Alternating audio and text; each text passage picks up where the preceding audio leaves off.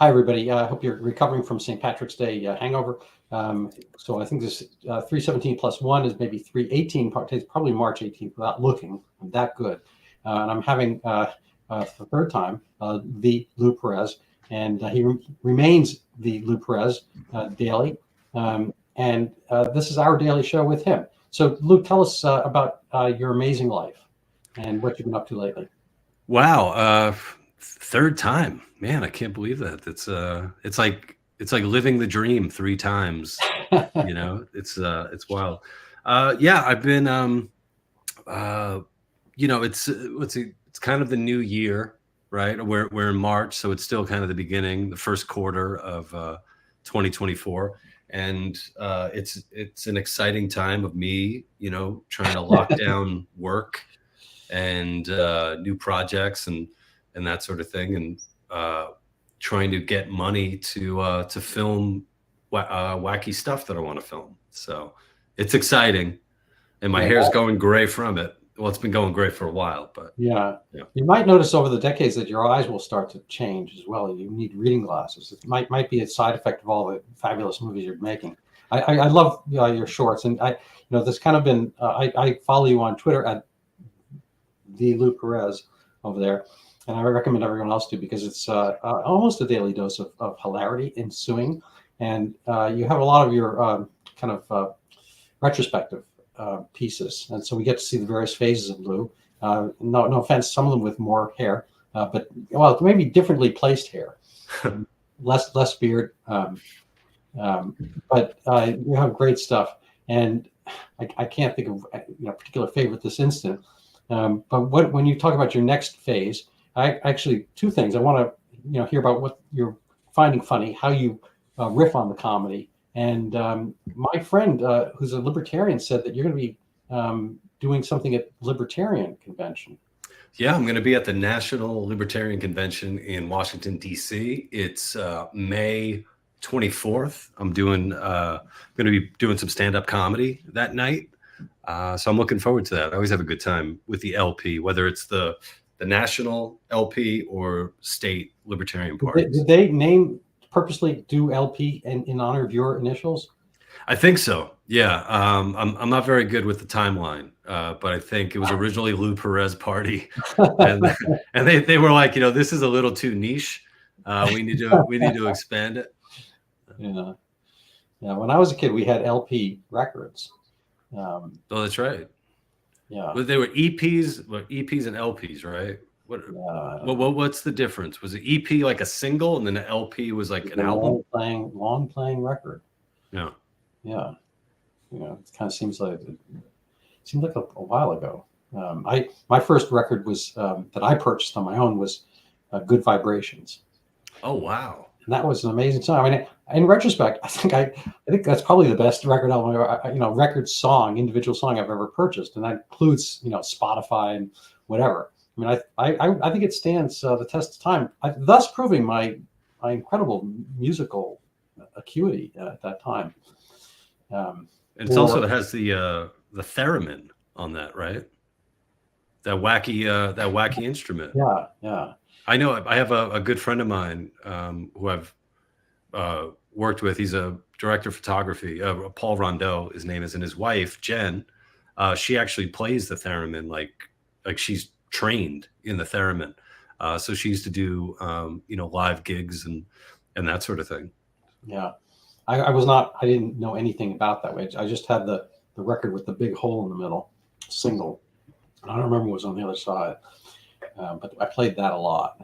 It's kind of like you actually, it's you come up with all these kind of temporal metaphors. Like roll the window down. Not really metaphors, but the record's wearing thin, and you're on repeat. Some of these things don't really, you're skipping. So those things were made sense at the time. People kind of Yeah. similar. Yeah, when it came time for me to buy my first album, they were CDs. So the first album I bought, or the first CDs I bought, because I bought them together, was they were the band Tool, their album Undertow, and then the band Soundgarden, Super Unknown. So those were my two. And there's definitely something about, it's similar to The Record in that you're possessing an object, like there's, and I still have like my CDs. I don't have a CD player, but I still have like some of my favorite CDs from when I was a kid. And music used to be so important to me when I was younger. I used to, like, every single week I would go to the mall at some point and just buy CDs. And I would even go into like the discount section. There's like a discount bin, and I would get like, oh, this is like $2. Oh, this seems interesting. Absolutely. Like, what's acid jazz? I don't know. Let me go and get it. And and when I was younger, I kind of had like OCD in a certain respect. You have OCD. Did you have OCD? Yeah. Or what? I'll explain, and then you're probably going to be like, well, no, you're not. It really wasn't OCD. It was just something. But around that time, like middle school, high school, I used to have my CDs, and I would have to put them in alphabetical order. That was very important to me. And one day, I went and I was looking for an album. I take it out, and the wrong CD was in the case, and I was like, what the hell? And unbeknownst to me, my friends earlier that week had gone through all of my CDs and fucked them all up. Like on purpose. Now I bet if I had like a real OCD or like a really bad case of it, I would have hanged myself. Oh no, you would have done better to hang them. Well, that's kind of mixing OCD with psychopath, but yeah. Oh, here's something. So when I was a kid, when I was much younger, I would have to count in my head and like say numbers sometimes before I was able to do something. And I think it was like 16, 17, 18, 19, 20 was sort of the list of numbers I would have to do to do some certain tasks. So I always had stuff like that, and I had like a neck twitch and shit, like a tick. Oh yeah, no, I think first of all, I think it's a guy kind of thing for the most part, and I don't think it's unique. I mean, I think I have elements of that, but I don't. It's not like official, and I don't do a lot of things like that. I just kind of live a regular life for the most part. But I remember as a kid, there was one moment in my life where I was doing this cough thing. I had to clear my throat. I was maybe 7 or 8 years old, and my mother was, I guess, driving my mother crazy. It didn't drive me crazy. And that's just stopped. But it was like, I was thinking I'd be sitting there thinking, why am I not clearing my throat? I could clear my throat and it would really not be bad, but I could also not do it. It's just kind of like thinking about it. And then I guess it wound up in this thinking phase, and then it's just stopped. But I think the categorizing part is really deeply entwined with the male character. I think that's what we do. We talk. I play squash and I play tennis and some other sports, but I don't seem to be in this coterie of guys who, when they meet, I mean, I'll talk about stuff. I'll talk about, I don't know, things happening, news or whatever. They pretty much have this kind of twin speak, this cryptophagia, whatever they call it, of talking about the tension in the rackets, the new string in the rackets, the new grip they have, the new rackets that are coming out. Like, and it goes to like sports cars and all. Guys have these incredible, collections of things, one thing or another. And with when it's on the tennis court, it just seems a lot of, the only conversation you can have, it's kind of like when people meet, if they have dogs, the dogs will get together and then they'll converse, because people have this problem of bridging the gap between themselves. And they're very sensitive and they don't want to talk about anything. They don't want to insult anything. So they can talk about that other thing. And for guys, it becomes that thing that you wind up, liking, and then you collect a lot of them. And it's a way of, it's certainly more interesting in a sense than having a conversation go bad. So it's funny because in like improv comedy, I was taught never to make the conversation about the activity that you're doing. So if you and I were in an improv scene, one of us initiated, we're, whacking a ball back and forth, we shouldn't be talking about tennis or whacking the ball back and forth. The conversation should be something unrelated, or just something different. And I guess that has to do with that's dramatizing something, or wanting to make it interesting for an audience. And I'm not saying that people are doing it while they're playing, but it's like when they get together, that's like when they meet, they're like, oh, is that a new string? Is that new sneakers? It's funny. I think it's because we are fleshy, sensitive things, and we have this carapace that kind of external things, whether it's a rack of clothing, and it's so much easier to kind of like somewhat externalize without bringing offense. You can all agree that is a pretty nice hat you're going, or that's an ugly hat, whatever, and people can kind of like take that away and have a bridge to new conversation. So getting back to, say, improv, what are the things you like watching? And have you ever seen this kind of Jimmy Carr show? Do you find him amusing? Yeah, I mean, I haven't watched his show. I guess I remember probably the first time I came across Jimmy Carr was on American TV. He was a host of some game show on, I think, Comedy Central. So I wasn't familiar with his stand-up until probably some years back. But I think from what I've seen of him, I mean, he's a great joke writer, and amazing delivery. I did see him recently on an episode. I think it's Your Mom's House. It's with it's a podcast with Tom Segura and his wife. I forget her name. My apologies if they watch the show. He seems to have had a lot of work done on his hair, his teeth, his face, which I think I think just in general, it's weird when men have work done, like, just in general. And it's even weirder when comedians have it done, because they're supposed, I don't know. I think there's something about comedians. Yeah, you want to be right there. Like, I don't know if he'll ever have it done, but Louis C.K., I don't see doing that. Right. Yeah. I can't imagine him doing it. Now that's not to say that, like, a comedian can't, like, work out or get into shape, but there's something about, like, kind of going under the knife and getting, he just looked really weird, which I think in a way kind of, I don't know, softens him up for mockery, which is like, no, you're supposed to be doing the mockery, man.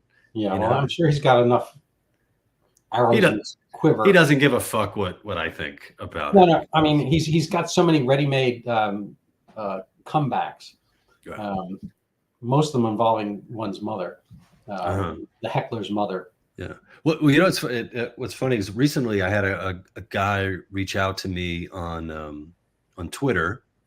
He DM'd me, and this guy, in his thumbnail, he's like shirtless and like really oiled up and stuff. He might have like his hands wrapped as if he's like a like a boxer, bare knuckle boxer or something like that. And it was something like, hey, if you're looking for a coach, I work with a lot of overweight entrepreneurs to get them, on the path to greatness, or some show like that. So I think it was kind of like his boilerplate pitch. He was going to be pitching his service of being a personal trainer, dietitian, whatever the fuck.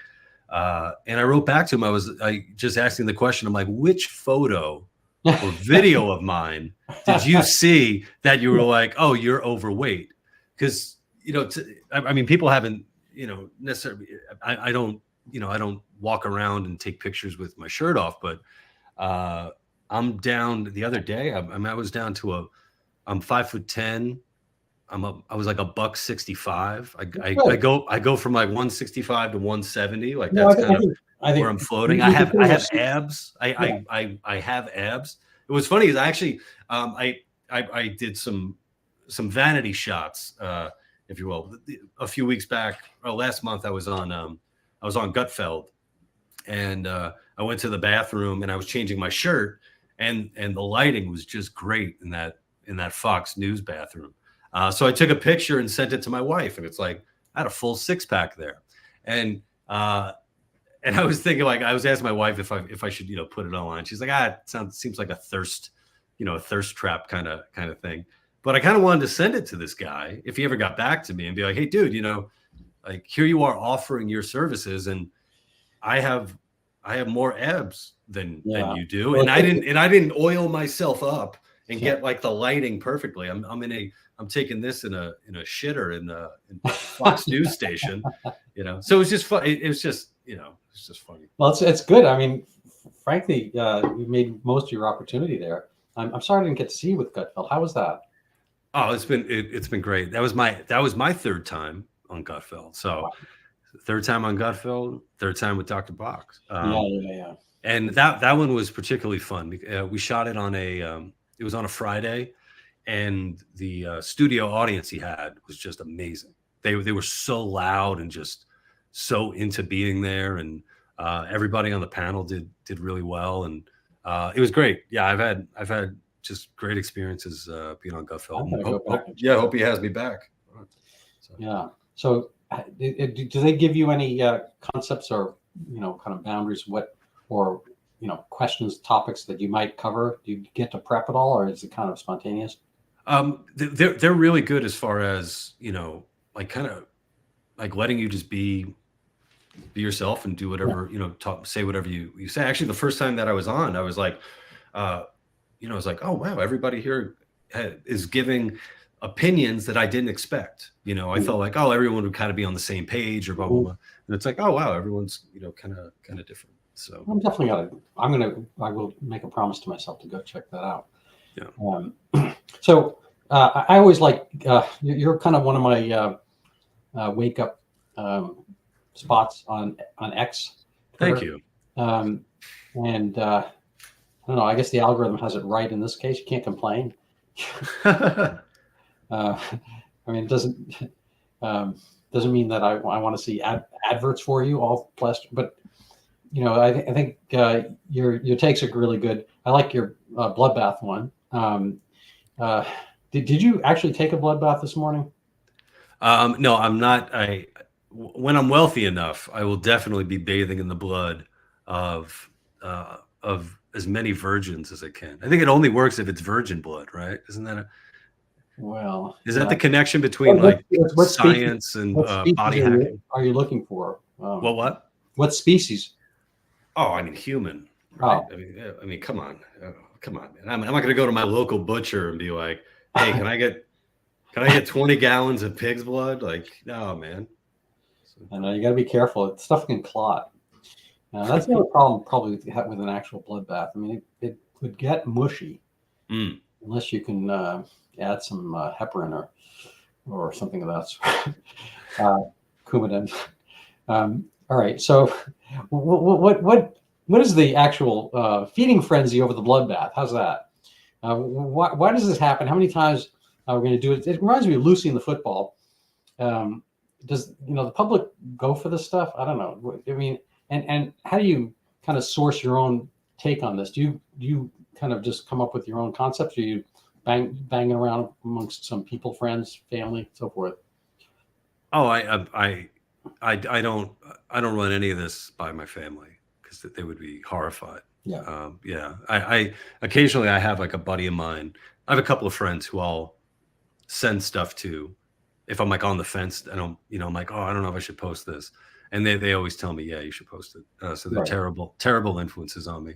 But the bloodbath thing, years ago, I made a video called "Stop Making Me Defend Donald Trump," and it was basically about a guy who doesn't like Donald Trump, didn't vote for him, but gets annoyed when he hears people talking about him and just, either, getting what he said, wrong, or just making shit up completely.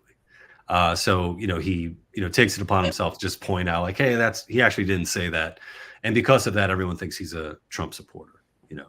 And it's like this bloodbath thing. I think it's just like another example of that. I have a number of people saying like, oh, this is your video again. Like, I see people sharing the clip where it's like a 7 or 8 second clip that includes the bloodbath line, and saying like, and going with that, And fortunately, X is the way that it is, where people can respond with the full clip. Mhm. And what's obvious is that the bloodbath is in relation to the automotive industry.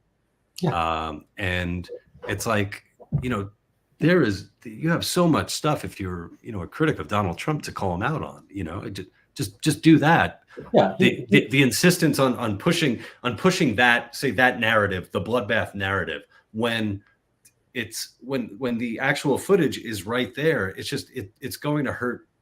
It's going to hurt that side.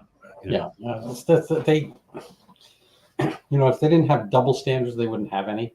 Yeah. It's kind of a funny thing. But yeah, he was talking about these maquiladora factories that Mexico has had, and the car makers, and China, I guess, is popping up some new ones, and whether they're going to be able to avoid tariffs by having them under the same kind of like going under the same limbo bar that the American automakers have had by having, maquiladora just means, I guess, put things together.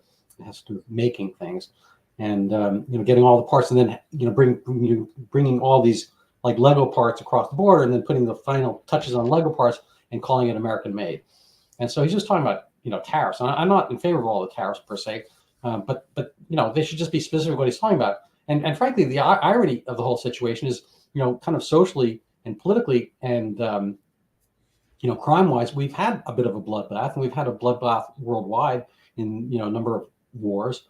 I actually have a libertarian friend, a few, but one particular, he's driven around his car with the bumper sticker, war is never the answer, on his thing. Anyway, so I'll come back to that second, but all these bloodbaths, I mean, literally there was a bloodbath on October 7th, and there's been bloodbaths, a lot of places. And then there's, machete killings and gangs coming across the border. And so the irony is that all this talk about bloodbaths is not really good, well reflective for the current administration, which has allowed more of it.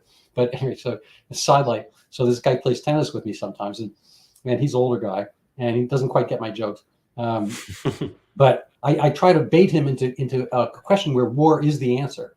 I'm like, what was that thing that, oh my God, they call it the Great Something that started with the Sarajevo, assassination, Prince somebody. He's like, oh, that was the Great War. I'm like, no, war is never the answer, I tell him. And he's like, no, he doesn't know what I'm talking about his bumper sticker. I'm like, what's raw backwards? He says, war. I'm like, I always say, come back with him. I said, war is never the answer. But he doesn't really get it. Anyway, so is war ever the answer? Is war the answer? I mean, I think it's true that violence does solve quite a bit, right? It does, often. I don't know often, but I would say that, yeah, sometimes war is the answer. Yeah. No, it's a funny thing. I mean, I think every nation state was carved out of war, and so if you go back far enough, I don't know, it seems to solve certain things. Give people. I mean, you can't really necessarily have peace without war. I mean, obviously, because they're dualities, and one is defined by the other. I used to have patients come in and say, they have I did a narcotic de-addiction, kind of gentle detox over months, and people would come in having done some illicit thing that wasn't allowed in the program, and they said they were partying. I'm like, if they weren't necessarily working, they were going out scoring drugs. I'm like, you weren't really partying. If you're not working and being sober, you can't party. If you're just doing drugs, you're doing drugs. But what you were doing was not, I mean, this is a very semantic point, but I'm like, you weren't partying. You were going out and getting high, doing drugs, or you're breaking the program or breaking your promise, but you weren't partying. It wasn't a party. You can't, for my taste, you can only have a party, like a festival, after you've had a whole period of work. So you can have a festival, but you can't have festivals nonstop. And it's just, yeah, like a bacchanal, just like an endless bacchanal is just not, yeah. Yeah. So I don't know where to go with that one, but when you are at the Libertarian Party convention, what's your next step after that? I mean, do you advocate voting for a Libertarian in the upcoming election, for instance, or past elections, presidential? I have in the past, yeah. Well, the LP, we don't have a clear candidate yet. I think there's a number of people who are running for to be the nominee. But yeah, I mean, I mean, there are libertarians who are staunchly against elections, national elections, who will point out, does your vote really matter? Or more to the side of your vote really doesn't matter. Um, and then, there are other, people who, believe that uh, the Libertarian Party could be a viable third party to, shake up politics. A lot of the libertarians that I know, they try to do a lot of stuff on the local level, and it's in particular like the Free State Project in New Hampshire. Yeah. I have a lot of friends who have either moved there or plan to move there, Mm-hmm. and they become very active in local politics and to change laws and that sort of thing. So yeah, I mean, it's I don't know. It's a thing where like a third. I mean, my again, getting back to my panel of libertarian friends. I mean, we live in Massachusetts, so it's like, oh, it doesn't really matter. It doesn't matter who I vote for, and it's always going to go anyway. Blah blah blah. But I kind of think, metaphysically, morally, and socially, your vote matters. I mean, if the Lou Perez comes out one way or another, you have a followership. Doesn't mean you're going to convince gobs of people, but you might convince a half a gob, or some 10% of a gob, which I think is a goblet. Is that a goblet? Yeah. The one gob rule. I mean, Taylor Swift is one person, but if she came out and said, I think everyone should start wearing, pink nose rings, pink nose rings would start flying off the shelves. And so, it's kind of inimical to the concept of democracy. Yes, we are one man, one vote, theoretically. But you have your voice, and if you say it articulately enough, the whole purpose of debate is that anyway reverberates. So I kind of feel like, getting back to Taylor Swift, it's a little bit like going to the Super Bowl but wearing a Jets jersey, unless it's 1967 or 9, whatever year that was, 69, I think. Well, I think on the I hear you on that. I think a way that I've heard it described before, and comedian and podcast host Dave Smith and Michael Malice, who's an author and has a they both have really popular podcasts, and they're great. I recommend everybody listen to their discussions, in particular the two that they have. They've pointed out before that there doesn't necessarily to change things, to create a more libertarian country, you don't necessarily even have to be winning elections. It's just the idea, if you had 10% of the population espousing libertarian values, as you right. can really do a lot to just change things. I assume Milton Friedman's point about this. He said, I can almost do Milton Friedman's voice. I'm going to probably skip it, but he said, "Oh, the thing is not to get your, to find the person who thinks exactly like you and find him to vote for. The idea is you have the people who are there and you get them to think like you. You basically do your own what you're saying. You do your own politics. If you get a followership, he predated Twitter, but." And the politicians will come around to you. Their views will change because he's into the marketplace, and he's granting that politicians are, whatever the nice word for whores is, prostitutes, or whatever. And so be it. I mean, that is kind of the essence of politics, that they are political animals. They are going to listen to the polis, the people. And so if the polis says one thing, then they're going to do it. And so the idea is that you mold your politicians by political action. And that is the way things play out. So, I think a lot of people looking for purity in their politics. And I think the problem with libertarians, or the party aspect of libertarian, is that people are looking for this perfection, this perfect candidate. They can never vote for Trump. They can never vote for Biden, whatever, or Hillary, whatever, because they're not libertarians. Well, obviously, duh. But the thing is, you have to make that happen. And which one is potentially more malleable to your thoughts and ideals and ideas? And I think I think there are differences. And I think some of the most successful politicians, libertarian politicians, meaning ones who have actually won elections and, Mhm. have, you know, served, you have, Ron Paul, Rand Paul, Thomas Massey, Justin Amash, Mhm. and, they won as Republicans, Yeah, Well, so, I and think that is indicative because they all have R after their names, at least when they're on the floor there. And I mean, does Ron Johnson count? I don't know. I don't know how whether you guys consider him, but those are forthright guys, and I think the Republican Party is a little bit more habitable um, for libertarians than the Democrat Party is, mostly because the Democrats are much better at being a party. Republicans are like herding or potentially hurting, but mostly herding cats. And you can't do it, and the voices are much more distinct. And I think Republicans are willing to kind of listen to other voices. Maybe they're not good at affecting action as much as the Democrats, but the Democrats, I think, almost axiomatically or eponymously given their name, they are going to be working together on one concept. Democracy, sounds like a good thing. We always talk about exporting democracy and whatnot, but democracy itself is a form of tyranny if done without kind of the framework of republic, a republican concept of a scaffolding upon which the rules are made. That's an awfully light topic.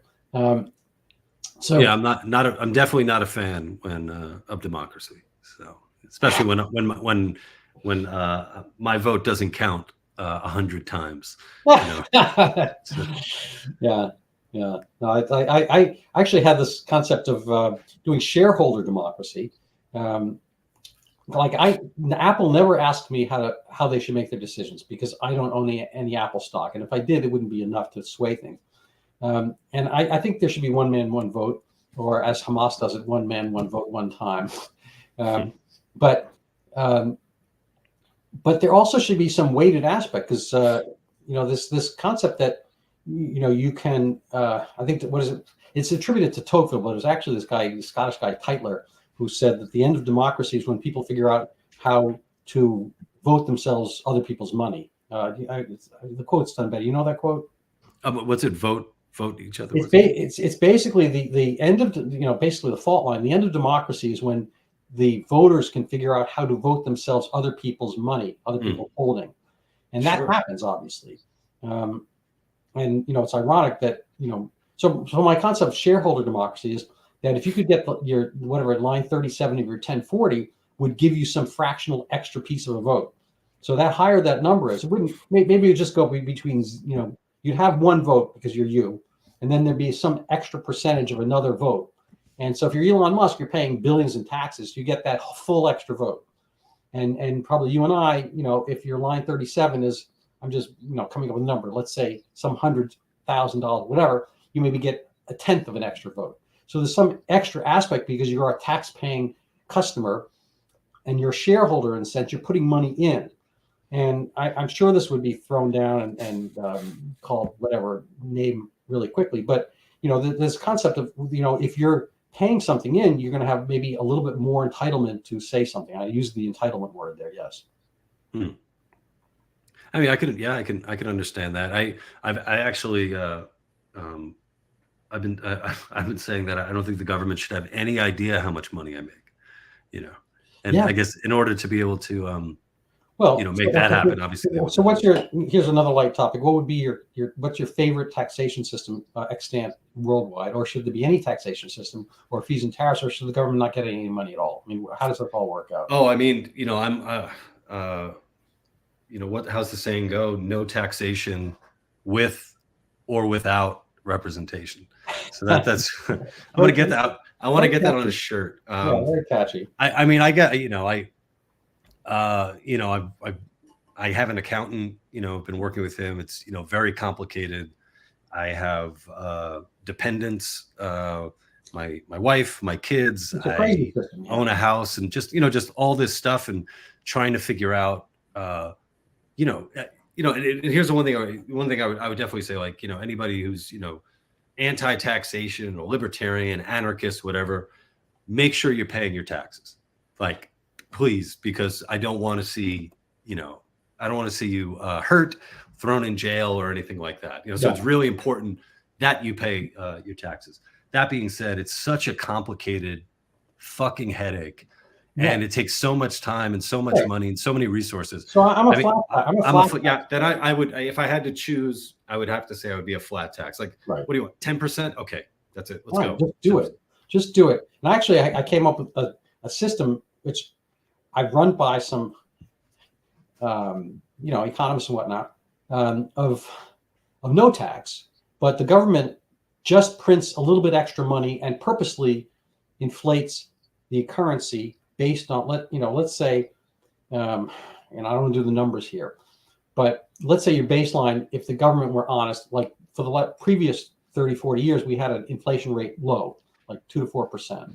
Now it's 8% because they did COVID and they just made extra money. So we know when you make extra money to pay crap, you're going to inflate the thing. And inflation is basically a broad tax on everything, not just your income, but your assets, which is so it doesn't have to be as much as, say, 30% of your income, because you're also taxing everything on earth or in that country.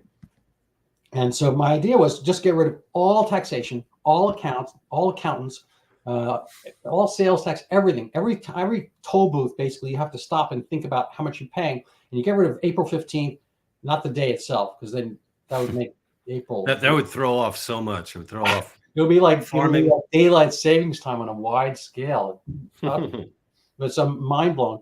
And so the government, when it wants to pay for the military, it just makes that much extra money and pays themselves first, and then it filters out through the system. And that would inflate, yes. But I think based on all the smoothing out and all the extra time we would gain and money we would gain by not paying accountants, by not doing receipts, by not figuring out our farm, renewable products, solar panel dependent, blah, blah, blah. It was just like, oh my God, it'd be so much an easier system. Or conversely, we should do it so every time you go through a toll booth, you have to announce your income and spend 45 minutes. Here, that's probably something that will never happen. But so for lighter topics, yeah, bloodbaths, taxation. What else do we got? I don't know how the wife and kids. Better today. We for the past for about a month they had like a pretty bad like cold and cough, and then we just got over a family stomach bug. So it started with the oldest. No, it started with the youngest, hit the oldest. Then when they were okay, then it hit my wife, and I fortunately dodged it. So I don't know if I'm the what's her name? Not COVID Mary. Typhus. Typhoid Mary, who I hear actually was. I hear she gets a lot of blame, and she wasn't actually. Turns out that she wasn't actually the cause of. It was her sister Agatha. Wow. No, I have no idea. Oh. Yeah. So something. Yeah, something I would say for anybody out there. There's very much. I see a lot of stuff online, like very much like anti-kids and stuff like that. One of the realities is that when you do have kids, you're going to be dealing with really strong, virulent sicknesses that they bring into your house from wherever the hell they bring it. And, you could be sidelined for a good amount of time. So yeah, I remember the last time that I had a stomach bug, I think, probably like, it was like 2 years ago. And it was kind of a similar situation. My kids were sick. I thought that I was okay. I was going to beat it. I went back to Brazilian Jiu-Jitsu to train. And after it, because I hadn't been to BJJ in a while, and after it, I was so beaten up that I started retching outside in the parking lot, just vomiting terribly. And I thought, well, man, I'm really out of shape. Like, I must have got my ass kicked so bad that now I'm puking. And it wasn't until the ride home that I'm like, oh, I got the bug.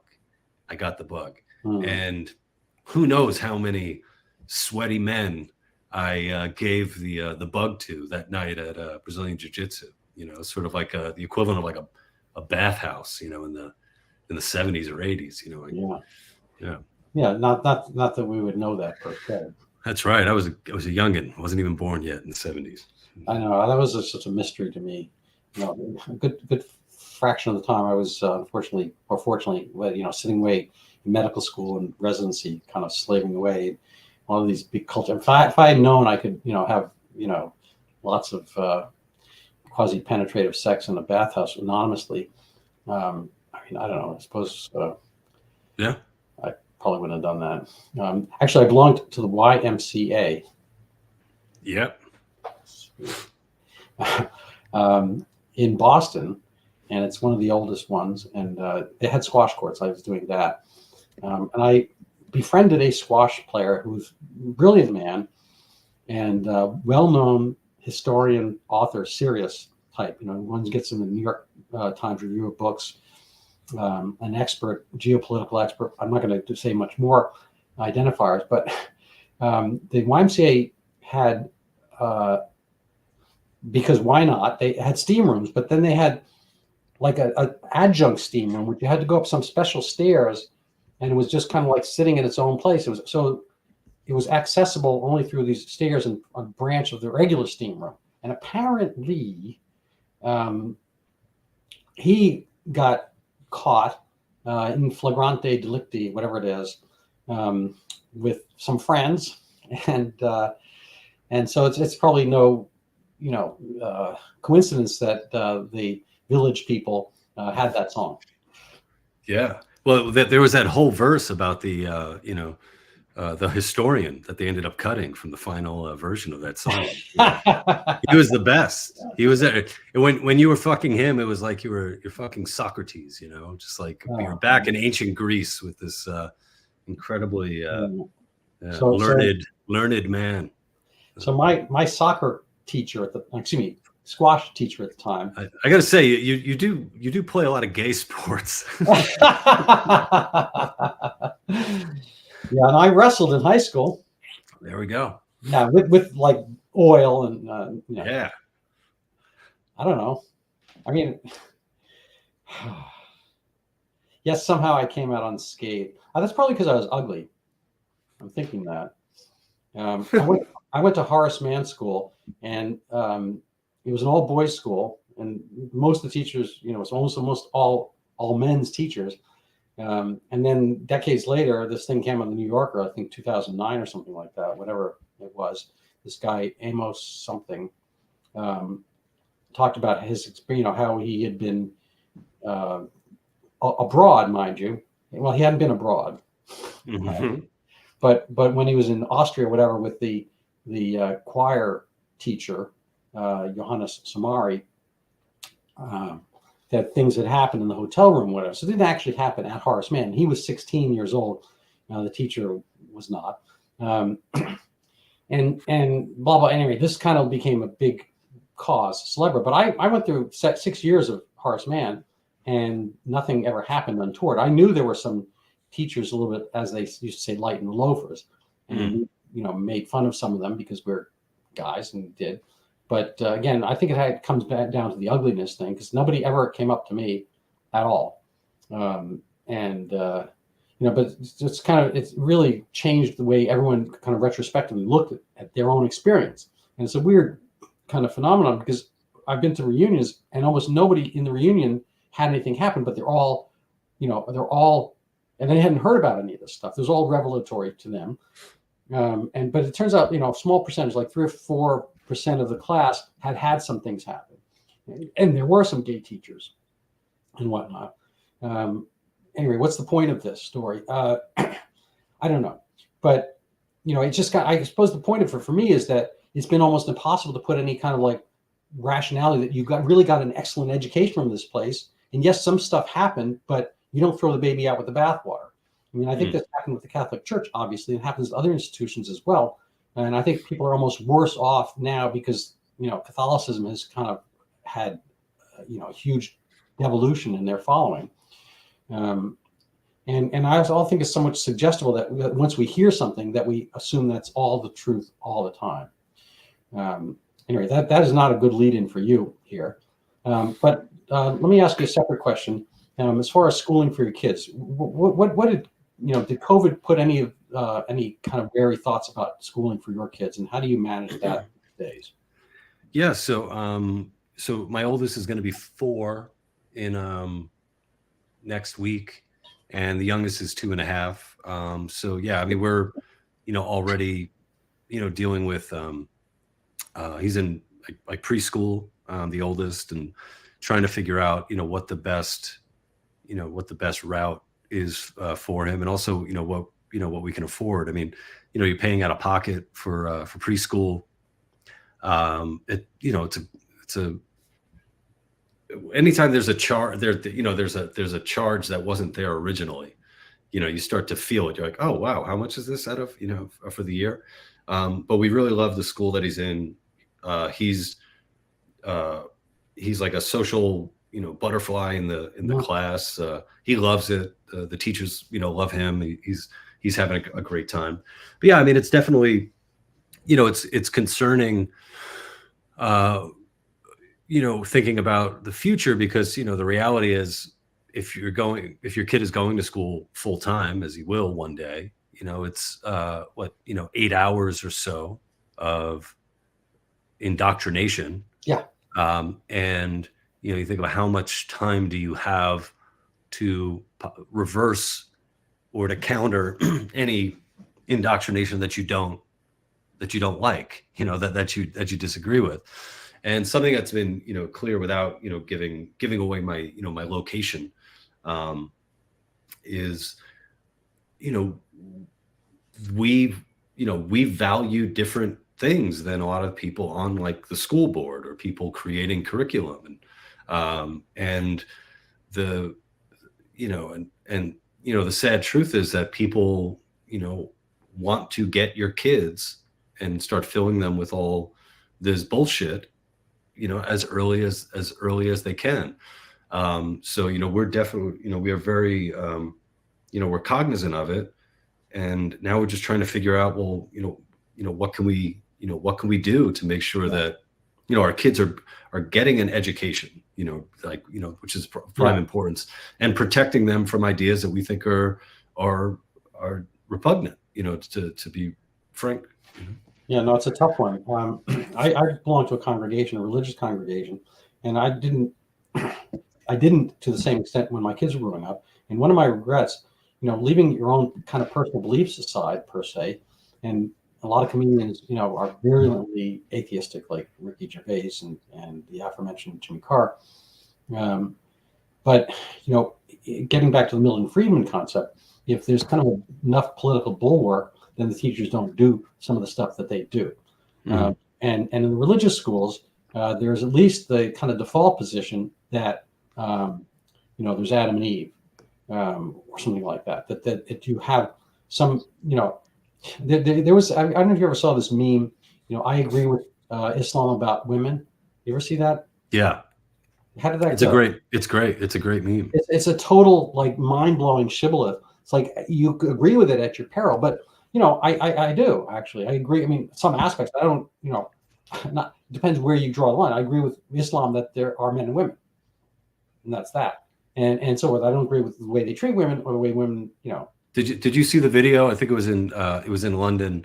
It was at a protest. I think it was a pro-Palestine protest, and there was an argument that ensued. I think there was like a citizen journalist there, or somebody with like a YouTube channel, was interviewing people, and there was call it an Antifa member, just as like a general thing, and the Antifa member was arguing with the person about transgenderism, and then the Antifa member turned to the Muslim women there to try to get them. You see, they were like, and they basically in a sense like, no, don't bring that shit over here. There's men and there's women. You can't change your sex. Shut the fuck up. And the guy was completely lost, because here he was being corrected by brown women. There's totally different definitions between Antifa and the Muslim world about being stoned. Yeah, that's a good way to put it. Yeah.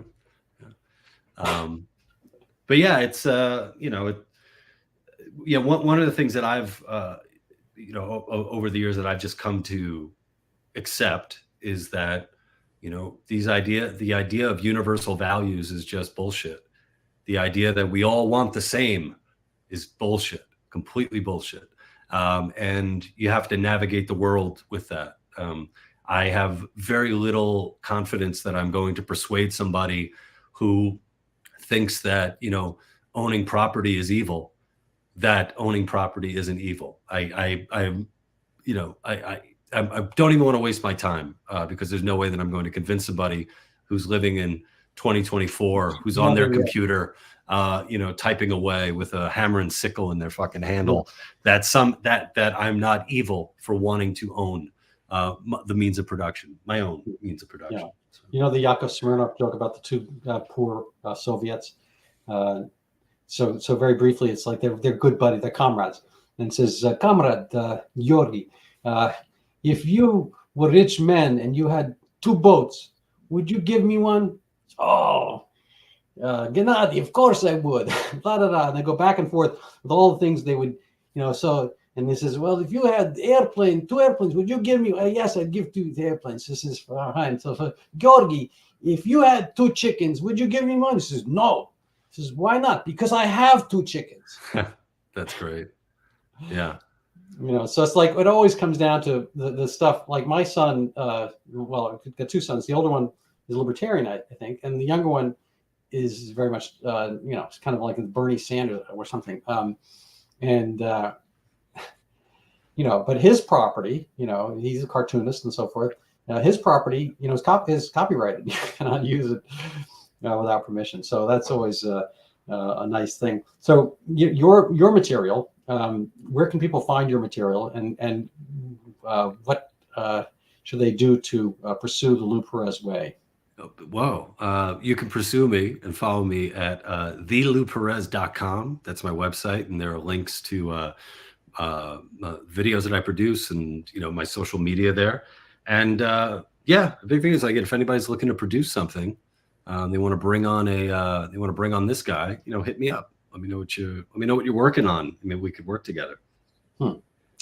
And do you do stand-up, improv, any of those things as well? Yeah, I do stand-up. I haven't done improv in years. But I do stand-up. I'll be doing stand-up in May at the Libertarian National Convention. And I'm putting together a bunch of dates this year. So does your wife approve these dates? These dates? Yeah, because there's no chicks. Totally misinterpreted that. That's right. I do. My dates are just like Mike Pence dates. It's just me, my Bible, and whatnot. And so in starting in April 6th, I'm bringing back a show that I've been producing in Rutherford, New Jersey, at the Williams Center. So if you all that stuff will be on my website. If you want to, stay in touch with my live performances, I'll have all dates there and stuff. All right. Well, I appreciate your coming on, and I love chatting with you. Thank you. Very grateful for your time and effort. And I keep up and I mean this in all seriousness. Keep up the great work. You are a beacon unto others and a light, and you're lighthearted, and it's comedy. And you put the comedy in comedy. Oh, thank you. I'm going to go look up comedy. I used to know what that means. It means something. I think it has to do with amity, which is friendship, and comedy is, I don't know, whatever. It's something. Anyway, thank you so much, Lou. Appreciate it. Thanks, Randy.